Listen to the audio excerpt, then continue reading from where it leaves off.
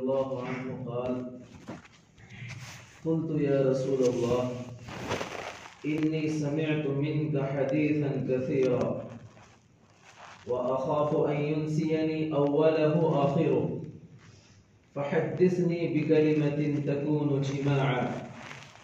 قال: اتق الله فيما تعلم، أو كما قال رسول الله صلی اللہ علیہ وسلم. محترم بزرگوں اور عزیز ساتھیوں،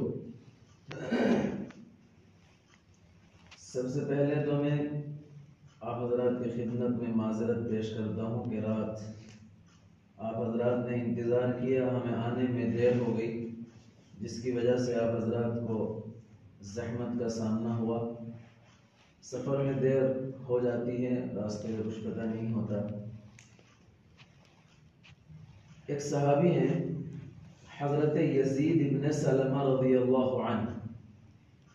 انہوں نے اللہ کے نبی صلی اللہ علیہ وسلم کی خدمت میں درخواست کی: اے اللہ کے نبی، میں نے آپ سے بہت ساری حدیثیں سنی ہیں، روز سنتا ہی رہتا ہوں، لیکن مجھے ڈر یہ ہے کہیں ایسا نہ ہو کہ میں آگے کی حدیثیں سنتا چلا جاؤں اور پیچھے بھولتا چلا جاؤں. جیسا ہم لوگوں کے ساتھ بھی ہوتا ہے، بچہ مکتب میں پڑھتا ہے، مدرسے میں پڑھنے آتا ہے، اگر وہ آموختہ کو ٹھیک سے یاد نہ کرے تو آگے یاد کرتا ہے، پیچھے بھول جاتا ہے. اور خود ہم لوگوں کا حال بھی یہی ہے. ہم لوگ روزانہ تعلیم سنتے ہیں، کتابیں سنتے ہیں، روزانہ بیانات سنتے ہیں، موبائلوں میں بھی بیانات سنتے ہیں، اور علماء کی آمد ہوتی رہتی ہے تو بیانات سنتے ہی رہتے ہیں. لیکن اتنے زیادہ بیانات سن سن کے ہمیں ایک آدھ بات یاد رہتی ہے، باقی باتیں یاد نہیں رہتی. تو حضرت یزید بن سلمہ رضی اللہ عنہ نے یہی شکایت کی: اللہ کے نبی، میں آگے سنتا رہتا ہوں، پیچھے بھولتا رہتا ہوں، لہذا حدثنی بکلمۃ تکون جماعا. اے اللہ کے نبی، آپ مجھے کوئی مختصر اور ایسی جامع نصیحت کر دیجئے جس کو میں یاد بھی رکھ لوں اور اس میں ساری تعلیمات کا، سارے اسلام کا احکامات کا، آپ کی ساری تعلیمات کا خلاصہ آ جائے، یاد رکھنا بھی آسان ہو جائے اور اس پر عمل کرنا بھی آسان ہو جائے، اور وہ ساری تعلیمات کا خلاصہ. آقا مدنی محمد مصطفیٰ صلی اللہ علیہ وسلم نے ایک چھوٹی سی بات ارشاد فرمائی اور اس بات کے اندر ساری اسلامی تعلیمات کا خلاصہ. آپ علیہ الصلوۃ والسلام نے ارشاد فرمایا: اتق اللہ فیما تعلم. چھوٹا سا جملہ، اتق اللہ فیما تعلم. جن باتوں کو تم جانتے ہو ان کے بارے میں اللہ سے ڈرو.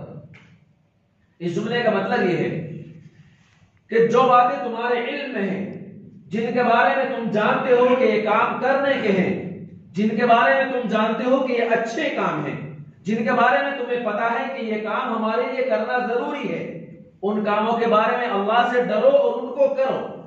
اور جن باتوں کے بارے میں تم یہ جانتے ہو کہ یہ کام گناہ ہے، ان کاموں کا کرنا جائز نہیں، ان کاموں کے کرنے سے اللہ ناراض ہوتا ہے، ان کاموں کا کرنا ہمارے لیے شریعت میں جائز نہیں رکھا گیا، ان کے بارے میں اللہ سے ڈرو اور ان کاموں کو کرنا چھوڑ دو. سیدھی سی بات. جن کاموں کے بارے میں یہ پتا ہے کہ یہ کرنے کے ہیں ان کو کرو، اور جن کے بارے میں یہ پتا ہے کہ یہ کرنے کے نہیں ہیں ان کو نہ کرو. ایک اور حدیث میں اللہ کے نبی علیہ الصلوۃ والسلام نے کسی موقع پر ارشاد فرمایا: استفتی قلبک. اپنے دل سے فتویٰ لیا کرو. دل سب سے بڑا مفتی ہے. انسان کے دل کے اندر اللہ تبارک و تعالیٰ نے ایسی صلاحیت رکھی ہے کہ جب ہم کوئی کام کرنا چاہتے ہیں تو ہمارا دل ایک مرتبہ بتاتا ضرور ہے کہ یہ کام اچھا ہے یا برا ہے. دل میں ایک مرتبہ کھٹکا آتا ہے، ایک مرتبہ خطرہ پیدا ہوتا ہے. جب ہم کرنا چاہتے ہیں وہ غلط کام ہو تو دل ایک بار کہتا ہے یار یہ کام غلط ہے. وہ الگ بات ہے کہ ہم دل کی بات مانیں یا نہ مانیں، ہم اپنے عقل کے حساب سے اس کام کو کر جائیں، لیکن دل ایک بار بتاتا ضرور ہے. تو اس لیے اللہ کے نبی علیہ الصلوۃ والسلام نے فرمایا: جن باتوں کے بارے میں تمہیں پتا ہو اور تمہارا دل یہ بتا دے کہ گناہ کے کام ہے، ان کو چھوڑ دو. اب میں ذرا پوچھنا چاہتا ہوں، مسلمان کلمہ پڑھنے والا جس کو اللہ نے مسلمان کے گھر پیدا کر دیا، جو مسجد سے جڑا ہوا ہے، مسجد کا طرح میں رہتا ہے، مسلمانوں کے ماحول میں رہتا ہے، کون ہے ایسا آدمی جو نہیں جانتا کہ نماز پڑھنا فرض ہے؟ کون نہیں جانتا کہ زکوٰۃ دینا فرض ہے؟ کون نہیں جانتا کہ روزہ رکھنا فرض ہے؟ کون نہیں جانتا کہ اچھے کام کرنا ضروری ہے؟ کون نہیں جانتا کہ حلال کمانا ضروری ہے؟ کون نہیں جانتا کہ لوگوں کے دلوں کو خوش کرنا ضروری ہے؟ کون نہیں جانتا کہ لوگوں کو فائدہ پہنچانا ضروری ہے؟ کون نہیں جانتا کہ اللہ کو ایک ماننا ضروری ہے؟ کون نہیں جانتا کہ سب کچھ کرنے والا ساری چیزوں پر اللہ تعالیٰ ہی کی قدرت ہے، اللہ کی بادشاہت ہے، اللہ کے سوا کوئی کچھ نہیں کر سکتا؟ کون نہیں جانتا کہ غیر اللہ کے پاس کوئی طاقت نہیں ہے؟ دوسری طرف مجھے بتائیں، کون نہیں جانتا کہ نماز چھوڑنا گناہ ہے؟ کون نہیں جانتا سود لینا گناہ ہے؟ کون نہیں جانتا زنا کرنا گناہ ہے؟ کون نہیں جانتا جوا اور سٹا کھیلنا گناہ ہے؟ کون نہیں جانتا شراب اور نشہ کرنا گناہ ہے؟ کون نہیں جانتا حرام کھانا گناہ ہے؟ کون نہیں جانتا بڑوں کو ستانا گناہ ہے؟ کون نہیں جانتا ماں باپ کی نافرمانی کرنا گناہ ہے؟ کون نہیں جانتا کسی کا حق چھیننا گناہ ہے؟ کون نہیں جانتا کہ کسی کا دل دکھانا گناہ ہے؟ سب جانتے ہیں، لیکن ان کے بارے میں اللہ کے نبی کا جو یہ ارشاد ہے اس کو یاد رکھنے کی ضرورت ہے۔ اتق اللہ فیما تعلم، جو کام تم جانتے ہو، جو تم کو اللہ نے علم دیا ہے، جن کے بارے میں تمہیں پتہ ہے، بس اس کے بارے میں اللہ سے ڈر جاؤ۔ ساری تعلیمات کا خلاصہ سمجھ میں آئی ہے بات؟ کریں گے انشاءاللہ۔ اب بہت سے کام تو وہ ہیں جن کو ہم جانتے ہیں، واقعی جانتے ہیں، ہمارا دل جانتا ہے، ان کے بارے میں تو عہد کریں کہ انشاءاللہ ہم ان کے بارے میں اللہ سے ڈریں گے، کرنے کا کام ہے تو کریں گے، اور نہیں کرنے کا ہے تو ہرگز نہیں کریں گے۔ ایک معیار میں آپ کو بتا کے جاتا ہوں، کچھ کام ایسے ہوں گے جن کے بارے میں آپ کو پتہ نہیں چلے گا کہ یہ کام کرنے کے ہیں یا کرنے کے نہیں ہیں، ان کے بارے میں ایک معیار میں آپ کو بتا کے جاتا ہوں۔ آقا اللہ تبارک و تعالیٰ نے قرآن کریم میں ارشاد فرمایا ہے، ما آتاکم الرسول فخذوہ وما نہاکم عنہ فانتہوا، جو کام اللہ کے نبی تمہیں کرنے کو کہیں، جو اللہ کے نبی نے جو کام کیا ہو، اللہ کے نبی سے جو چیز ثابت ہو اس کو کر جاؤ، اور جو اللہ کے نبی نے نہ کیا ہو یا اللہ کے نبی نے کرنے کا حکم نہ دیا ہو، اللہ کے نبی سے ثابت نہ ہو، اس کام کو چھوڑ دو۔ سارے دین کی بنیاد آقا مدنی محمد مصطفیٰ صلی اللہ علیہ وسلم کی محبت ہے، آپ کی غلامی ہے، آپ کی عقیدت و محبت دل کے اندر بسانا، یہ سارے دین کا خلاصہ ہے۔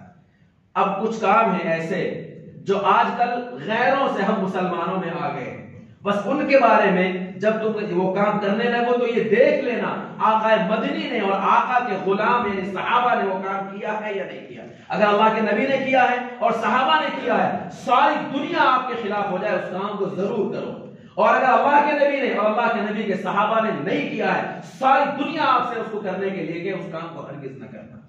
مثلا کچھ نئی چیزیں ہمارے درمیان میں پیدا ہوئی ہیں چند موقعوں پر۔ پیدائش کے موقع پر ہمارے یہاں کوئی بچہ پیدا ہوتا ہے، اس وقت ہم کچھ نئے کام کرتے ہیں، اور پھر ایک برتھ ڈے، ایک مصیبت آئی ہے، ہم لوگ برتھ ڈے منانے لگے۔ آقا مدنی علیہ السلام کی ولادت باسعادت ہوئی، اور ایسی ولادت کہ آپ کے بہت سارے معجزات، ولادت بھی آپ کی ایک معجزہ، ایسی ولادت کہ اس ولادت کے صدقے میں اللہ نے ساری کائنات کو بنایا۔ اگر وہ ولادت مقصود نہ ہوتی، آپ کو پیدا کرنا مقصود نہ ہوتا، تو ایک کائنات نہ ہوتی۔ ایسی ولادت حضرت آمنہ آپ کی والدہ محترمہ، آپ علیہ السلام پیدا ہوئے، ان کے بہت سارے بیانات ہیں، سارے بتانے کی ضرورت نہیں۔ وہ کہتی ہیں، وہ رونے لگی۔ کیوں روتی ہو؟ کہنے لگی اس لیے روتی ہوں کہ اس بچے کا باپ نہیں ہے، اگر اس کا باپ ہوتا تو اس کو کھلونے لا کے دیتا۔ رب ذوالجلال نے کہا، اے آمنہ تو گھبراتی کیوں ہے؟ اس کو تو میں نے پیدا اپنے لیے کیا ہے، اس کو کھیلنے کے لائق تو ہو جانے دے، اگر چاند اور ستاروں کو اس کا کھلونا نہ بنا دوں تو کہنا۔ آپ علیہ السلام چاند کی طرف انگلی سے اشارہ کرتے ہیں، 2 ٹکڑے ہو جاتا ہے۔ آمنہ روتی ہے، اگر عبداللہ زندہ ہوتے، اس کے باپ زندہ ہوتے تو ان کو سیر و تفریح کے لیے لے کے جاتے۔ ہم بھی اپنے بچوں کو گھمانے کے لیے لے کے جاتے ہیں، سیر و تفریح کے لیے لے جاتے ہیں۔ اللہ فرماتے ہیں، آمینہ گھبراتی کیوں ہے؟ عبداللہ ہوتے تو اس کو گھمانے لے جاتے، مکے کی گلیوں میں، مکے کے پہاڑوں میں، کھیلنے کے لائق، گھومنے کے لائق تو ہو جانے دے، اگر معراج پر آسمانوں کی سیر نہ کرا دوں تو کہنا۔ آپ علیہ السلام کی ایسی ولادت، بتائیں ذرا مجھے کہ اللہ کے نبی کا کبھی برتھ ڈے آپ نے خود یا آپ کے گھر والوں نے یا آپ کے صحابہ نے منایا؟ تو ہم کس لیے مناتے ہیں؟ کیوں ہم غیروں کے طریقے پہ جاتے ہیں؟ کیوں ہم نے اپنے نبی کے دین کو چھوڑا ہوا ہے؟ آگے چلیں، وفات کے موقع پر کچھ بیماریاں ہمارے اندر پیدا ہوئی ہیں۔ جب کسی کا انتقال ہوتا ہے تو کچھ رسمیں ہیں، نہ جانے کیا کیا ہیں، بہت ساری رسمیں ہیں جن کو ہم کرتے ہیں۔ آپ علیہ السلام جو ساری دنیا کے لیے باعث وجود، ساری دنیا کے اندر آپ کی برکتیں، آپ دنیا سے رخصت ہوتے ہیں. ایسا بڑا حادثہ امت مسلمہ پر، اس سے بڑا حادثہ کوئی نہیں ہو سکتا. حضرت عمر رضی اللہ عنہ آپ کی وفات کا خبر سن کر بدحواس ہو گئے، حواس کھو بیٹھے اور تلوار لے کر کھڑے ہو گئے. خدا کی قسم اگر کسی نے کہا کہ محمد کی وفات ہو گئی تو اس کا سر قلم کر دوں گا. حواس باقی نہ رہے، ایسا صدمہ. صحابہ کرام کو کچھ پتا نہ رہا. لیکن آپ بتائیں، آپ علیہ الصلوۃ والسلام کی وفات کے بعد آپ کے گھر والوں نے یا آپ کے صحابہ نے یا اکابر امت نے کسی نے آپ کے ساتھ وہ کام جو ہم کرتے ہیں اپنے مردوں کے مرنے کے بعد 3 دن بعد، 10 دن بعد، 8ویں دن جمعرات، وہاں کیا کیا میں نہیں جانتا، امت کر رہی ہے. مجھے نہیں پتا آپ کے یہاں کیا حال ہے، لیکن امت میں یہ سب ہو رہا ہے. آپ علیہ الصلوۃ والسلام کے لیے نہیں کیا گیا تو ہم خدا کی قسم کھا کے کہتے ہیں کہ اس میں کوئی خیر نہیں اور ہم اس کو ہرگز انشاءاللہ نہیں کریں گے. آخری بات یہ ہے کہ اللہ کا آپ پر بڑا فضل ہے، بڑا احسان ہے کہ آپ کی مسجد میں جو امام ہے وہ عالم دین ہے. بستی کے اندر، محلے کے اندر اپنے بستی میں عالم دین کا ہونا خیر و برکت کا باعث ہے. حدیث میں تو یہاں تک آتا ہے جس بستی سے عالم دین گزر جائیں اللہ تعالیٰ اس بستی کے مردوں سے عذاب قبر ہٹا دیا کرتے ہیں. آپ کی مسجد میں عالم دین ہے. اگر پھر بھی آپ کو کوئی چیز سمجھ میں نہ آئے کہ یہ کرنے کی ہے یا نہیں کرنے کی ہے، آپ آئیں فوراً امام صاحب کے پاس آ کر پوچھیں. اگر وہ کام کرنے کا ہے تو اس کو کریں، اور اگر نہیں کرنے کا ہے تو اس کو فوراً چھوڑ دیں. تو میری باتوں کا خلاصہ 3 باتیں ہوئی. پہلی بات، جن باتوں کے بارے میں آپ کا دل خود بتا دے کہ یہ کرنے کا ہے یا نہیں کرنے کا ہے، اس میں اللہ سے ڈرنا ہے. کرنے کا کام ہے تو کرنا ہے، نہیں کرنے کا ہے تو نہیں کرنا ہے. یاد رہے گا. دوسری بات، اگر کوئی کام کرنے لگو پتہ نہ چلے کہ یہ کرنے کا ہے یا کرنے کا نہیں ہے تو اللہ کے نبی کی زندگی کو دیکھ لو، صحابہ کرام کی زندگی کو دیکھ لو. اگر انہوں نے کیا ہے تو ہم بھی کریں گے، انہوں نے نہیں کیا تو ہرگز نہیں کریں گے. تیسری بات یہ، پھر بھی اگر ہمیں پتہ نہ چلے تو اپنے امام صاحب سے آئے فوراً آ کے پوچھیں. اور اگر بغیر پوچھے کہ امام صاحب کچھ باتیں آپ کو بتائیں کہ یہ کام کرنے کے ہیں یہ کرنے کے نہیں ہے، تو جو کرنے کے ہیں ان کو کریں اور جو نہ کرنے کے ہیں ان کو کریں گے انشاءاللہ. اور یہ مجمع چھوٹا سا ہے، ہمارے بہت سارے بھائی ہیں جو ابھی گھروں میں پڑے سو رہے، ان کی بھی ہمیں فکر کرنی ہے.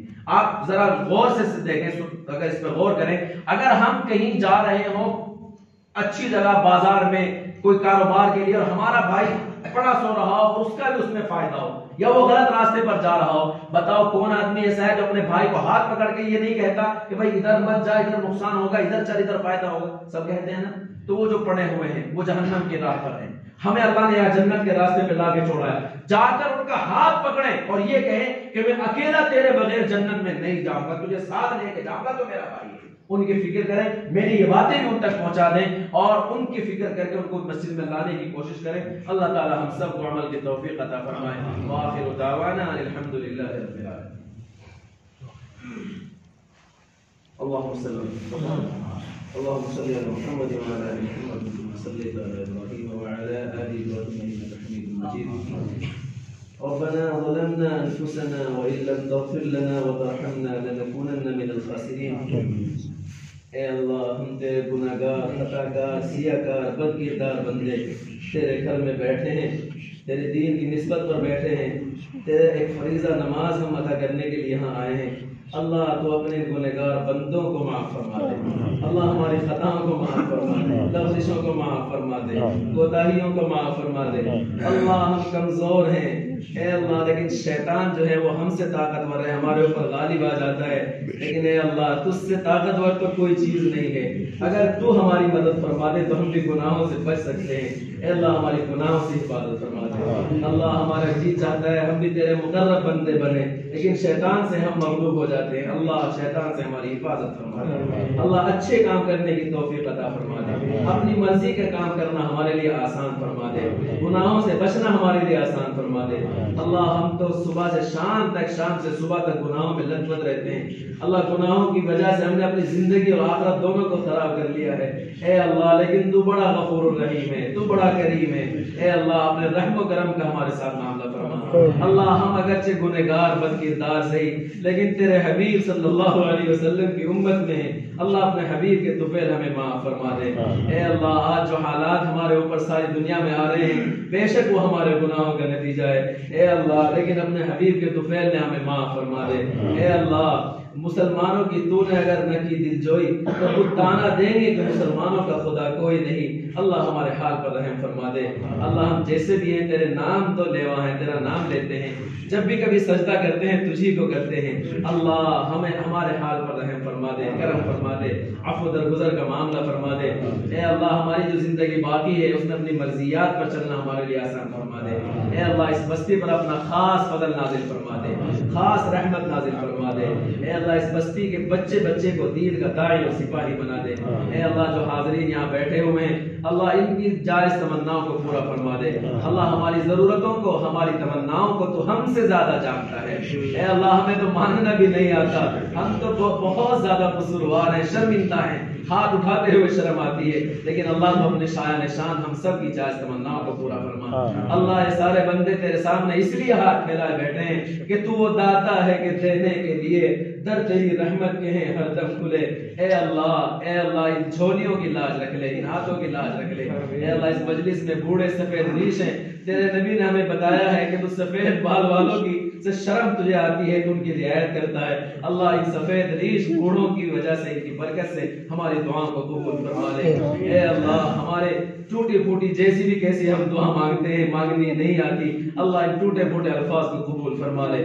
صلی اللہ تعالی علی خیر خلق محمد وآلہ وصحبہ اجمعین برحمتک یا ارحم الراحمین۔